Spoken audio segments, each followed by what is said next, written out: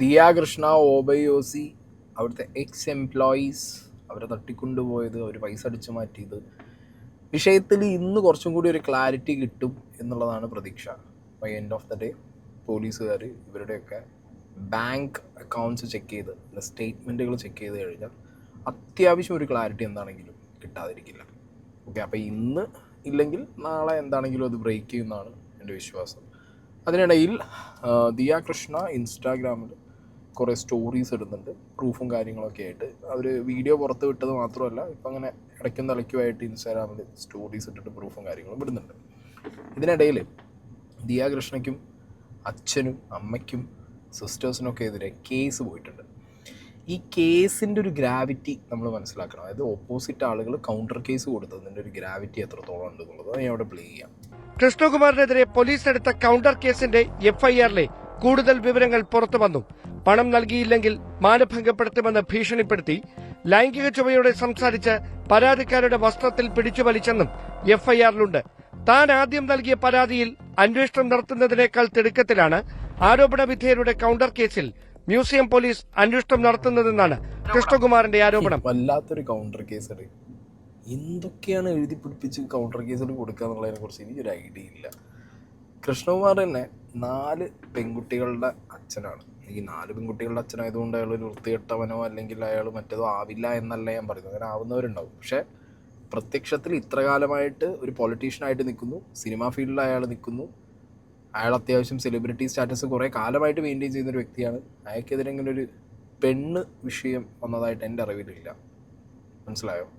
അപ്പം അങ്ങനത്തെ ഒരു സാഹചര്യത്തിൽ നിങ്ങളൊരു കൗണ്ടർ കേസിന് പോയ സമയത്ത് നിങ്ങൾ ഇത്രത്തോളം മതപ്പതിച്ച രീതിയിലുള്ള ഒരു സാധനം എഴുതി കൊടുക്കണമെന്നുണ്ടെങ്കിൽ അതിൻ്റെ പ്രൂഫ് മക്കളെ നിങ്ങൾ കാണിച്ചു കൊടുക്കേണ്ടി വരും. ചുമ്മാ വെറുതെ പറഞ്ഞ ഒരു കേസിന് ബലം കൂടാൻ വേണ്ടിയിട്ട് എന്നാൽ പിന്നെ ജാതിക്കാട് അടിച്ചു, ഇനി അടുത്തത് എന്താ ഇങ്ങനത്തെ ഒരു സാധനം അടിച്ചു വിടാം എന്നുള്ള ഒരു രീതിയാണെങ്കിൽ വളരെ മോശം പരിപാടിയാണ്. കഴിഞ്ഞിട്ടില്ല. എന്നിട്ട് മീഡിയ വണ്ണ് ഈ 3 പേരുടെ കൂട്ടത്തിലുള്ള ഒരു ലേഡി കൊടുത്ത ബൈറ്റ് ഉണ്ട്. പേയ്മെന്റ് വന്നതുകൊണ്ട് ഇത്രയും പേയ്മെന്റ് ഒക്കെ വന്നതുകൊണ്ട് നിന്റെ ചേട്ടൻ എന്തിനാ നിനക്ക് ഇത്രയും ക്യാഷ് ഒക്കെ അയച്ചു തരുന്നത്? എൻ്റെ ചേട്ടൻ അബ്രോഡാണ്. ഒരു മന്തിൽ ചിലപ്പം 1 ലാക്ക് അല്ലെങ്കിൽ കിട്ടുന്ന പോലെ ചേട്ടൻ എങ്ങനെ കിട്ടുമോ, ചിലപ്പം 1.5 ലക്ഷം അല്ലെങ്കിൽ 2 ലക്ഷം അങ്ങനെയൊക്കെ എനിക്ക് അയച്ചു തരാനുണ്ട്. കൂടുതൽ ക്യാഷ് കിട്ടുന്നതനുസരിച്ച് കൂടുതലാണെങ്കിൽ മാത്രമേ 2 ലക്ഷം. അക്കൗണ്ടിലേക്ക് പണം വരുന്നതിനെ പോലും മറ്റൊരു തരത്തിലേക്ക് അവർ വ്യാഖ്യാനിച്ചു. അങ്ങനെ വ്യാഖ്യാനിച്ച് എന്താണ് പറഞ്ഞത്? എന്തെങ്കിലും നീ സെക്സ് റാക്കറ്റിലുള്ള ആളാണോ അങ്ങനെയൊക്കെയാണ് ചോദിച്ചത്. എങ്ങനെയുണ്ട് ഇതിൻ്റെ റൂട്ട് മാറിപ്പോകുന്നൊരു വഴി നിങ്ങൾ ആലോചിച്ച് നോക്കണം. ഏത് രീതിയിലുള്ള ആരോപണമാണ് ഇവർ ആരോപിക്കുന്നത് എന്നുള്ളത്. ഓക്കെ, അല്ല ഇനിയിപ്പോൾ ഫോറിനിലുള്ള ഒരു ഭർത്താവ്, അയാളുടെ ജോലിയോ കാര്യങ്ങളൊന്നും നമുക്കറിയില്ല, അത്രയും സമ്പാദിക്കാൻ പറ്റുന്ന ഒരാളാണെന്നുണ്ടെങ്കിൽ അയാൾ പൈസ അയച്ചോട്ടെ. ഓക്കെ, ഈ ഒരു സിറ്റുവേഷൻ ഓക്കെ നോക്കിയിട്ടും പിന്നെ ഈ ലേഡി പറഞ്ഞൊരു സ്റ്റേറ്റ്മെൻറ്റ് വെച്ചിട്ടും കമൻറ്റ് ബോക്സിൽ കണ്ടു ഇത്ര ലക്ഷം രൂപ സാലറി വാങ്ങുന്ന ഒരുത്തൻ അവൻ്റെ ഭാര്യ ഒരു കടയിൽ ഇതേപോലെ സെയിൽസ് ഗേളായിട്ട് വിടുമൊക്കെ. ഇതൊക്കെ ഓരോരുത്തരുടെ താല്പര്യമാണ്. ബട്ട് ഇവർ ഈ റൂട്ട് മാറ്റി വിടുന്നൊരു പരിപാടി അത് ഭയങ്കര അട്രോഷ്യസ് ആണ്. ഓക്കെ, ഏത് കേസിന് കൗണ്ടർ പോകാനാണെന്നുണ്ടെങ്കിലും ഇത്രയും മോശമായ രീതിയിൽ ഒരാളുടെ പേരിലേക്ക് ഇങ്ങനത്തെ ഒരു സാധനം എഴുതി പിടിപ്പിക്കുന്നതിനോട് ഒട്ടും താല്പര്യമില്ല. ബട്ട് സ്റ്റിൽ അതൊക്കെ ഇവിടെ നടക്കുന്ന വിഷയങ്ങളാണ്. ദിയ ഒരു വീഡിയോ ഇട്ടിട്ടുണ്ടായിരുന്നു. ഓക്കെ, ദിയ അശ്വിനും കൂടി. അതിൽ ഞാൻ കഴിഞ്ഞ വീഡിയോയിലൊക്കെ സംസാരിച്ച സമയത്ത് പറയുന്നുണ്ട്, ഈ ഒരു കടയിൽ സ്കാൻ ചെയ്യാൻ ദിയ കൃഷ്ണ പറഞ്ഞിട്ട് ഇവർ ചെയ്തതാണെങ്കിൽ ഓക്കെ, ഞാനിത് എൻ്റെ ഭാഗത്തു നിന്നൊരു ക്ലാരിറ്റി എനിക്ക് തന്നെ കിട്ടിയതുകൊണ്ട് ഞാൻ നിങ്ങളോട് ഷെയർ ചെയ്യാം. കാരണം കഴിഞ്ഞ 1, 2, 3 വീഡിയോ ഞാൻ ചെയ്ത 3 വീഡിയോയിലും ഞാൻ പറഞ്ഞത് ടാക്സ് വെട്ടിക്കുന്നതിൻ്റെ ഭാഗമായിട്ട് മേ ബി ചെയ്യാം.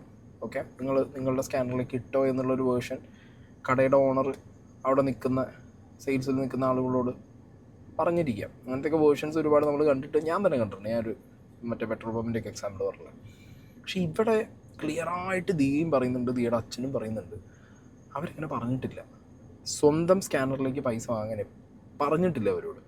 ഓക്കെ, ആൻഡ് അങ്ങനെ വാങ്ങിയിട്ടുണ്ടെങ്കിൽ ദിവസം അല്ലെങ്കിൽ മാസത്തിലോ ആഴ്ചയിലോ ഇത് വിഡ്രോ ചെയ്ത് കൊടുക്കുന്നുണ്ടെന്നുണ്ടെങ്കിൽ അതിൻ്റെ സ്റ്റേറ്റ്മെൻറ്റ് കാണിക്കാനും ഇവർ പറയുന്നുണ്ട് ക്ലിയറായിട്ട്. അങ്ങനെയാണെങ്കിൽ അതും ഈ 3 ലേഡികൾ അവർ തെറ്റിദ്ധരിപ്പിക്കാൻ പൊതുസമൂഹത്തിന് മുന്നിൽ ദിയേനെയും അച്ഛനെയും ഒരു കള്ളനോ കള്ളിയോ ആക്കാൻ വേണ്ടിയിട്ട് വന്ന് പറഞ്ഞൊരു വേർഷനായിട്ട് ഇപ്പം എനിക്ക് പേഴ്സണലി ഫീൽ ചെയ്യുന്നു. ഓക്കെ, ഇപ്പോൾ ഇതൊരു ക്ലാരിറ്റി കാണാം. ദിയയുടെ ഭാഗത്തുനിന്നും കൃഷ്ണകുമാർ സംസാരിച്ച ഭാഗത്തുനിന്നും ഒരു കൃത്യമായിട്ട് പറയുന്നുണ്ട്, അങ്ങനെ സ്കാൻ ചെയ്ത് ടാക്സ് വെട്ടിക്കാൻ വേണ്ടിയിട്ട് ഞങ്ങൾ പറഞ്ഞിട്ട് അവരത് സ്കാൻ ചെയ്ത് മേടിച്ചു, എന്നിട്ട് ആ പൈസ ആഴ്ചകളിലും മാസങ്ങളിലും ദിവസങ്ങളിലുമായിട്ട് നമുക്ക് വിഡ്രോ ചെയ്ത് സെറ്റിൽ ചെയ്യുന്നുണ്ടെങ്കിൽ ഈ വിഡ്രോയിൻ്റെ സ്ലിപ്പായിട്ട് വരട്ടെ. അതവർ ഇപ്പോൾ മീഡിയന് മുന്നിൽ പറയണമെന്നുണ്ടെങ്കിൽ നാളെ പോലീസ് കേസും വിഷയമാകുമ്പോൾ അക്കൗണ്ട് ചെക്ക് ചെയ്യും. അങ്ങനെ ഒരു സീൻ ഉണ്ടെന്നുണ്ടെങ്കിൽ അത് പുറത്ത് വരുന്നവർക്ക് അറിയാമല്ലോ. അപ്പം അങ്ങനെയൊന്നും ഇല്ല എന്നുള്ള ധൈര്യം കൊണ്ടായിരിക്കണം അവരത് പറഞ്ഞത്. ഓക്കെ, എന്തായാലും ദീ അശ്വിനി സംസാരിച്ച വീഡിയോ ഞാനവിടെ പ്ലേ ചെയ്യാം.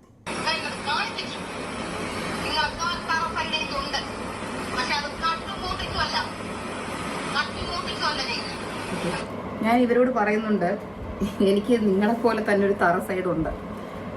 അപ്പം തന്നെ അവർക്ക് വേണമെങ്കിൽ, അവർ തെറ്റ് ചെയ്തിട്ടില്ലാത്തവരാണെങ്കിൽ അവർക്ക് അപ്പം തന്നെ പറയാം, നിങ്ങളത് എന്ത് തറ സൈഡിനെ പറ്റിയാണ് ഈ സംസാരിച്ച് വരുന്നത് എന്ന് ചോദിക്കാം. നമ്മൾ എന്ത് തെറ്റിയിട്ടാണ് നിങ്ങൾ നമ്മളെ തറ എന്ന് പറയുന്നത് അവർക്ക് ചോദിക്കാം. പറഞ്ഞിട്ടല്ലേ നമ്മൾ എല്ലാം ചെയ്തെന്ന് പറഞ്ഞാൽ പോരെ? അത്രേ ഉള്ളൂ. ചേച്ചി ടാക്സ് വെട്ടിക്കാനല്ലേ നമ്മളോട് പറയാം, അത്രയല്ലേ നമ്മൾ ചെയ്തുള്ളൂ. ഉച്ചക്ക് വന്ന് നമ്മുടെ എക്സ്ക്ലൂസീവ് കൊടുത്തോണ്ടിരിക്കുകയായിരുന്നു, പ്രൈം ടൈം എക്സ്ക്ലൂസീവ് കൊടുത്തോണ്ടിരിക്കുകയായിരുന്നു. എല്ലാം നമ്മൾ പറഞ്ഞിട്ട് ചെയ്തതാണ്, നമ്മൾ ടാക്സ് വെട്ടിക്കാൻ ചെയ്തതാണ്, നമ്മൾ ഡെയിലി അത് പൈസയും കൊടുക്കും.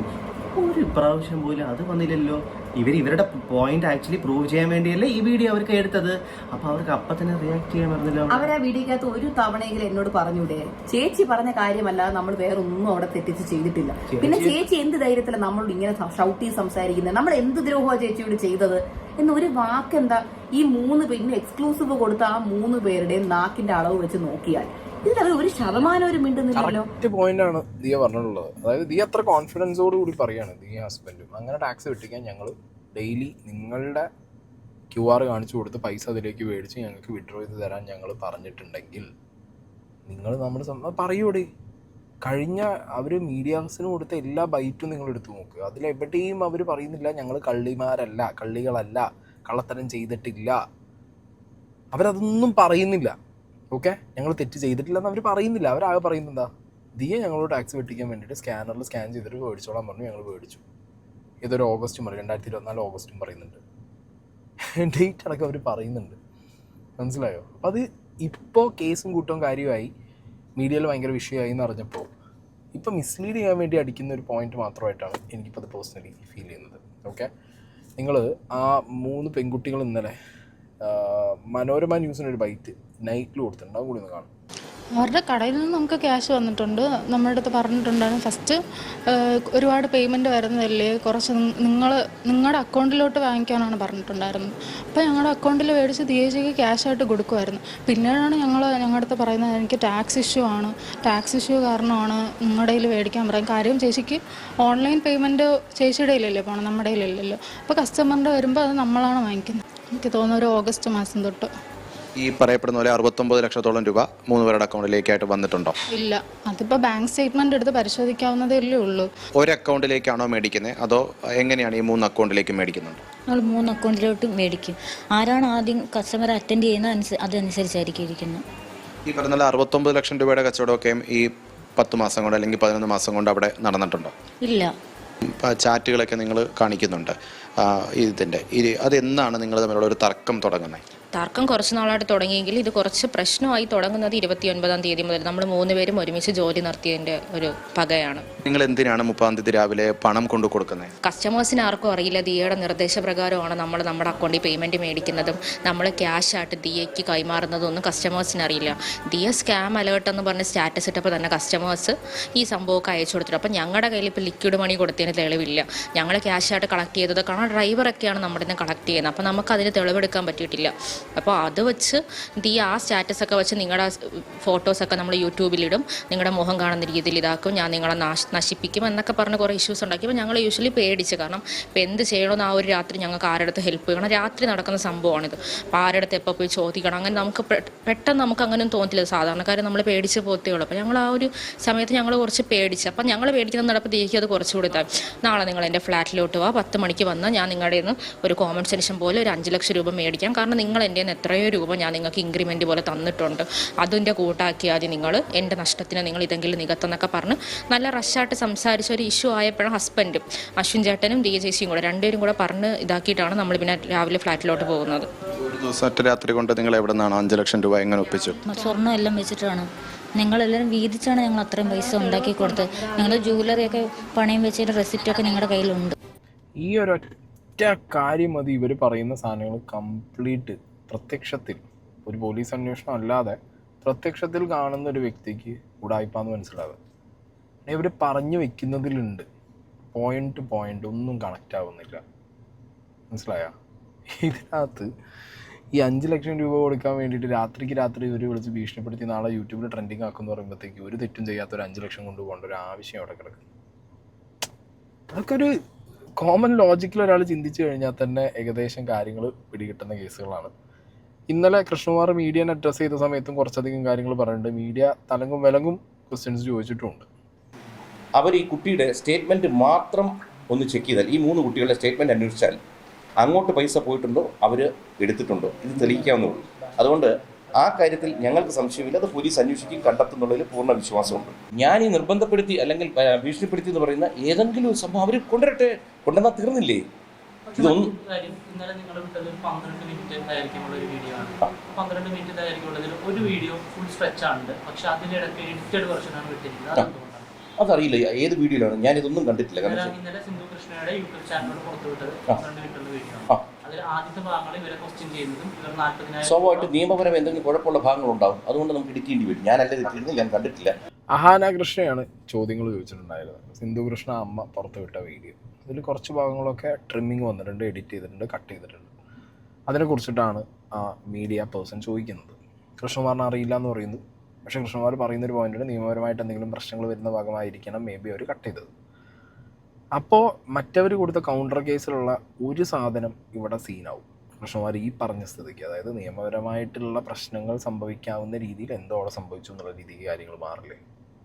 ചില കാര്യങ്ങളൊക്കെ പറയുന്ന സമയത്ത് you have to be very careful. ഇനി അങ്ങനെ ഒരു നിയമപരമായിട്ടുള്ള കാര്യങ്ങൾ, പ്രശ്നമുള്ള കാര്യങ്ങൾ അവിടെ നടന്നിട്ടുണ്ടെന്നുണ്ടെങ്കിൽ അതും തെറ്റാണ്. അവിടെയും കൃഷ്ണകുമാറിൻ്റെ ഭാഗത്തും ബാക്കിയുള്ള ഭാഗത്തും ന്യായമുണ്ട്, പൈസ പോയതുകൊണ്ട് അവർക്ക് ചെയ്യാം, അങ്ങനെയൊന്നുമില്ല. ഓക്കെ, അത് നടന്നിട്ടുണ്ടെന്നുണ്ടെങ്കിൽ അതിൻ്റെ ഫുൾ എഡിറ്റ് ചെയ്യാത്ത വേർഷൻ പോലീസുകാർ എന്താണെങ്കിലും ചോദിക്കും, ഒരു കൊടുക്കേണ്ടി വരും. ലക്ഷക്കണക്കിന് രൂപ ബാങ്കിൽ നിന്ന് ലോൺ എടുത്ത് ഒരു ചെറിയ പെൺകുട്ടി ഒരു ബിസിനസ് തുടങ്ങി, കുറച്ചു പേർക്ക് ജോലിയും കൊടുത്ത് നമ്മൾ മുന്നോട്ട് പോകുമ്പോൾ ഈ പണം തട്ടിക്കൊണ്ട് പോകുമ്പോഴുള്ള വേദന ഈ ബിസിനസ് ചെയ്തവർക്ക് മാത്രമേ ബുദ്ധിമുട്ട് വരും. കാരണം നമ്മുടെ കയ്യിൽ നിന്നൊരു 10,000 രൂപ പോയാൽ എൻ്റെ തൊഴിലാളികളാണ് എടുത്തിരിക്കുന്നത്, തൊഴിലാളി എടുത്ത് ആദ്യം എനിക്ക് ചോദിക്കണമല്ലോ. ചോദിക്കാതെ നമുക്ക് പറ്റത്തില്ല. പിന്നെ ചോദിക്കുന്ന രീതികൾ, നമ്മൾ പലരും പല തരത്തിൽ ജനിച്ചു വളർന്നും പല സാഹചര്യത്തിൽ വളർന്നു വരിക. നമ്മൾ ഓരോരുത്തരും ഓരോ രീതിയിൽ ചോദിക്കും. പണം പോകുമ്പോൾ സ്വാഭാവികമായും നിങ്ങൾ ആരാണെന്ന് നിങ്ങളുടെ മനസ്സിനോട് ചോദിക്കുക. നിങ്ങളുടെ വീട്ടിൽ നിന്നോ നിങ്ങളുടെ സ്ഥാപനത്തിൽ നിന്നോ പണം കൊണ്ടുപോയി കഴിഞ്ഞാൽ സ്വാഭാവികമായിട്ട് ആദ്യം ചോദിക്കും. അല്ല നേരെ നമ്മൾ പോലീസ് സ്റ്റേഷനിൽ പോകില്ല. കാരണം ഇവരാണോ എടുത്തിരിക്കുന്നത്, എത്രയാണ് എടുത്തിരിക്കുന്നത്, നമുക്കൊരു ഏകദേശം ധാരണ വേണ്ടേ. നമുക്ക് ധാരണ കിട്ടാൻ നമ്മളെങ്ങനെ പോലീസ് സ്റ്റേഷനിൽ പോവുക? വെറുതെ ഒരാൾക്കെതിരെ പരാതിയുമായിട്ട് പോകാൻ പറ്റൂ? എന്നിട്ട് പോലും ഞങ്ങൾ പോയില്ല. കാരണം ആദ്യം ഇവർ ചെറുതായിട്ട് ഇവർ സമ്മതിക്കുന്നുണ്ട്, ഞങ്ങൾ ഇത്ര എടുത്തു അത്ര എടുത്തു എന്ന്. കുറേ കഴിഞ്ഞ് ഇവരുടെ ഫോൺ വാങ്ങിച്ച് നോക്കുമ്പോഴാണ് ഡിജിറ്റൽ ട്രാൻസാക്ഷൻ നടന്നിരിക്കുന്നത്. അതായത് എല്ലാം QR കോഡ് ഉപയോഗിച്ച് ഇവരുടെ ഇതിലോട്ട് പോയിരിക്കുന്നു. ആദ്യം ഒരു കുട്ടി വാങ്ങിക്കും, ആ കുട്ടി 2 പേർക്ക് ഷെയർ ചെയ്തിരിക്കുന്നു. വീണ്ടും അടുത്ത കുട്ടിയുടെ ഫോണിലാണ് വാങ്ങിച്ചിരിക്കുന്നത്, ആ കുട്ടിയുടെ നിന്ന് ഈ കുട്ടികൾക്ക് ഷെയർ ചെയ്തിരിക്കുന്നു. ഇത് മുഴുവൻ ഇവരുടെ ഫോണിലെ GPayയുടെ ട്രാൻസാക്ഷൻ ഹിസ്റ്ററിക്കകത്ത് കിടക്കുക. അപ്പം നമ്മൾ ഇവർക്ക് ചോദിക്കാതെ നമുക്ക് മുന്നോട്ട് പോകാൻ പറ്റില്ല. കാരണം നമുക്കൊരു പരാതിക്ക് പോകണം. ഒരു കാര്യം വ്യക്തമായിട്ടാണ്, ഇപ്പോൾ ഒരാളുടെ ഫോൺ എന്ന് പറയുന്നത് സ്വകാര്യതയാണ്, അവരുടെ അതായുള്ള വ്യക്തിപരമായ കാര്യങ്ങളാണ്. ഇപ്പോൾ ഇവർ പറയുന്ന ആരോപണം, അതായത് അവരുടേതല്ലാത്തൊരു സ്പേസിൽ നിങ്ങളുടെ സ്ഥലത്ത് നിങ്ങൾ കുറച്ചു പേർ ചേർന്ന് അവരുടെ ഫോൺ വാങ്ങി അത് പരിശോധിക്കുന്നു, അവരെ തടഞ്ഞു വെച്ച് മണിക്കൂറുകളോളം ചോദ്യം ചെയ്യുന്നു. അപ്പോൾ അവർ പറയുന്നതിൽ നിയമപരമായ സാധ്യതയൊക്കെ ഇല്ലേ? അല്ല, ഒറ്റക്കാര്യം അതായി തടഞ്ഞു വെച്ചു എന്നുള്ളതിന് എന്ത് തെളിവാണുള്ളത്? പിന്നെ ഫോൺ ഞങ്ങൾ പിടിച്ചു വാങ്ങിച്ചിട്ടില്ല. ഞങ്ങൾ പറഞ്ഞു ഫോൺ തരാൻ പറഞ്ഞു, GPayയുടെ കാണിക്കാൻ പറഞ്ഞു. GPayയുടെ കാണിക്കുമ്പോൾ ഞങ്ങൾ കാണുക, ഇത് മുഴുവൻ ഞങ്ങൾ റെക്കോർഡ് ചെയ്തു. ഈ കുട്ടികൾ ഇവിടെ നിന്ന് സംസാരിക്കുന്ന വീഡിയോ അവർ ഇറക്കിയിരിക്കുന്നവർ അവരുടെ കയ്യിൽ ഫോൺ ഇരിക്കുക. ഈ കെട്ടിടത്തിൻ്റെ മുകളിലത്തെ നിലയിലിരുന്നാണ് സംസാരിച്ചിരിക്കുന്നത്. ഇവിടെ എല്ലാ സ്റ്റാഫും ഉണ്ട്. ആ വീഡിയോയ്ക്കകത്ത് കുട്ടികൾ എഴുതി തരുന്ന പത്രത്തിൻ്റെ ഒരു ഫോട്ടോ അവർ ഇറക്കിയിരിക്കുന്നു, ഞങ്ങൾ എഴുതി കൊടുത്തിട്ടുണ്ടെന്ന്. അതിനകത്ത് ഇവരുടെ കയ്യിലെല്ലാം ഫോൺ ഇരിക്കുക. ഇനി എവിടെയാണ് ഞങ്ങൾ ഫോൺ തട്ടിപ്പറിച്ചത്? ഓക്കെ, അപ്പോൾ കൃഷ്ണകുമാറിൻ്റെ പൊസിഷൻ വ്യക്തമാണ്.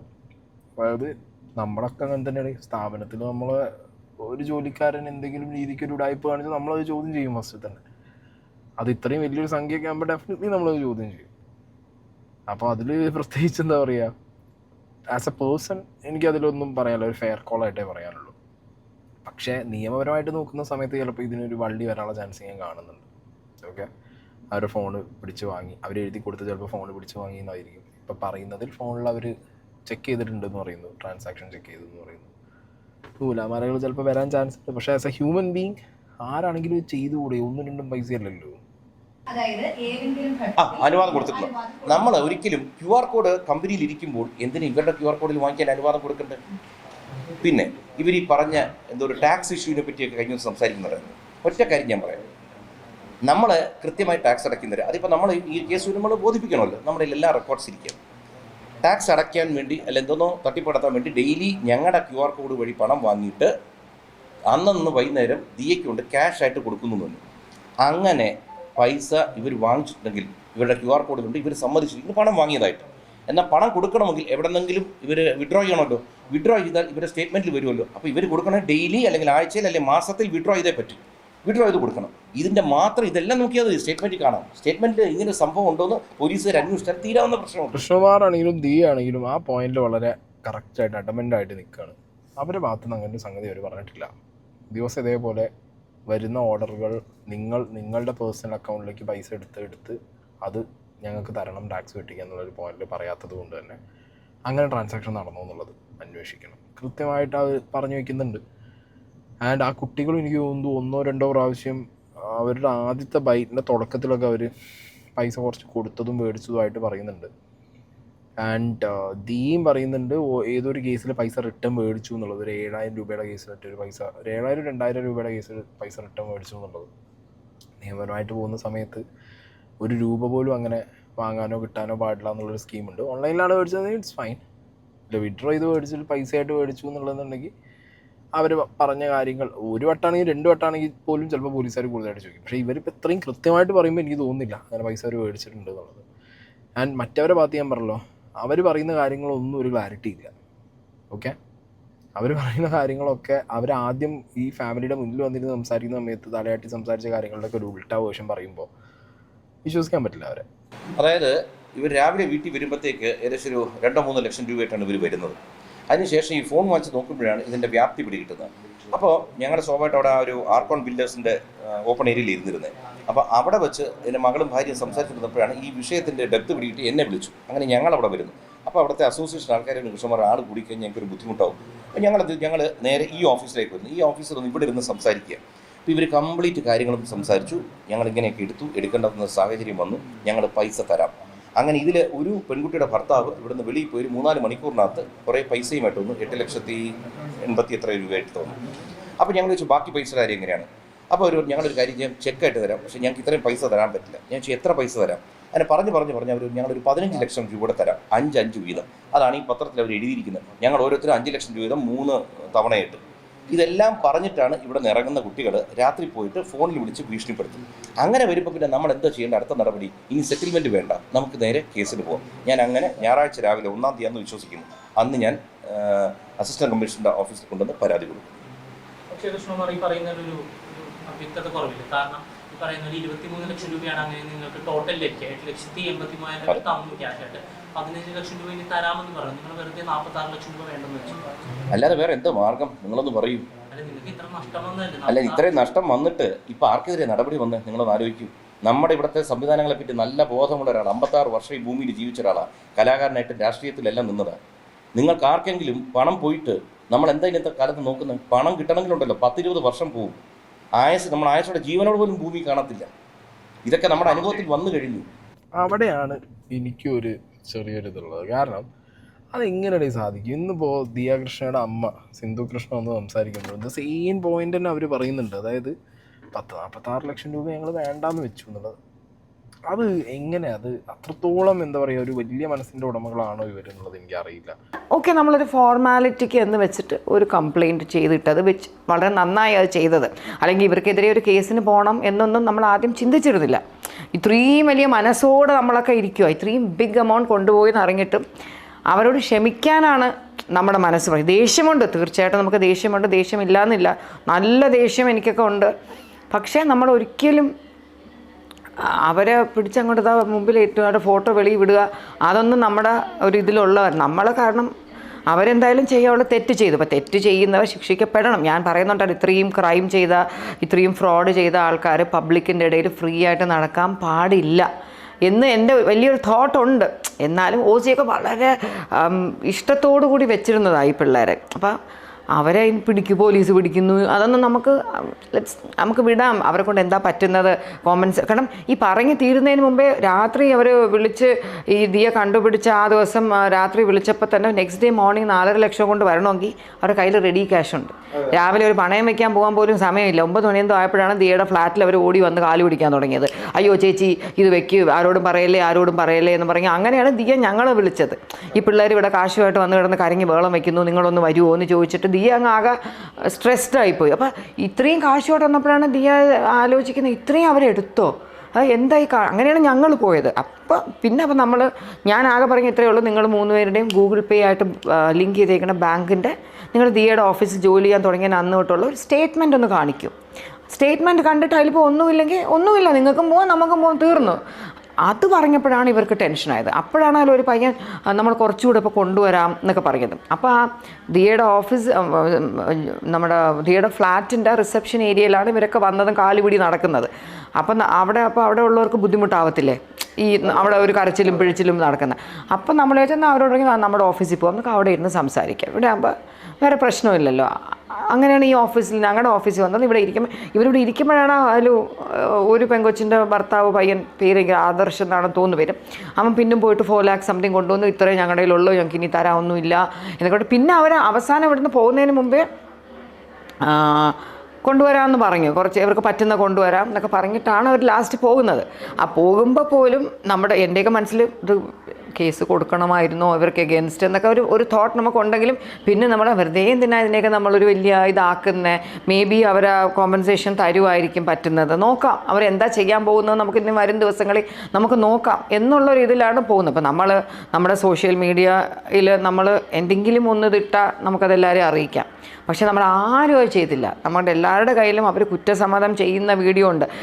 എന്ന് തൊട്ടാണ് ചെയ്ത് തുടങ്ങുന്നതെന്ന് ചോദിക്കുമ്പോൾ മാസം വരെ പറയുന്നുണ്ട്. ചില സമയത്തൊക്കെ സ്നേഹിയും ബാക്കി ആൾക്കാരും പറയാറുണ്ട്, നീ പൈസ നമ്മൾ കടം കൊടുത്തിട്ട് ആരെങ്കിലും ഒരു അവസ്ഥ പറയുമ്പോൾ വേണ്ടാന്ന് വയ്ക്കും. പക്ഷെ അതൊരു സെർട്ടൻ എമൗണ്ടിൻ്റെ മുകളിലാണെന്നുണ്ടെങ്കിൽ നമ്മൾ വേണ്ടാന്ന് വയ്ക്കില്ല. നമ്മളെ വലിയ രീതിയിൽ എഫക്റ്റ് ചെയ്യാത്തൊരു എമൗണ്ട് ആണെങ്കിൽ മാത്രമേ നമ്മൾ പോട്ടെ അയാളുടെ അവസ്ഥ ഉണ്ടായിരിക്കും ഇങ്ങനെ വിചാരിക്കും.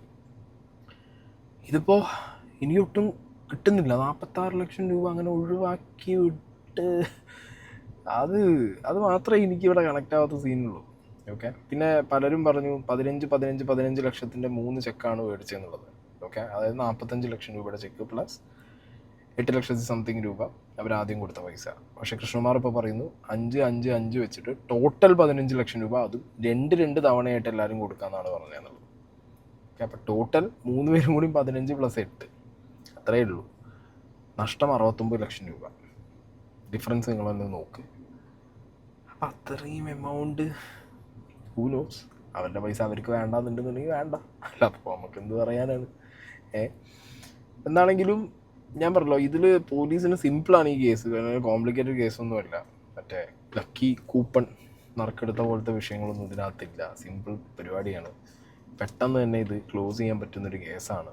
അത്രയും പെട്ടെന്ന് ക്ലോസ് ചെയ്ത് കഴിഞ്ഞാൽ നാട്ടുകാരുടെ ക്യൂരിയോസിറ്റി മാറി കിട്ടുമല്ലോ, ആരാണ് ഇതിലുണ്ടായിപ്പ് എന്നുള്ളത്. എന്താണെങ്കിലും ഓബിയസ്ലി എനിക്ക് പ്രത്യക്ഷത്തിൽ ആ 3 പെൺകുട്ടികളുടെ ഭാഗത്താണ് ലോക ഗജ ഫ്രോഡ് ഉടായിപ്പ് നടക്കുന്നത്. എന്താണെങ്കിലും നമുക്ക് നോക്കാം.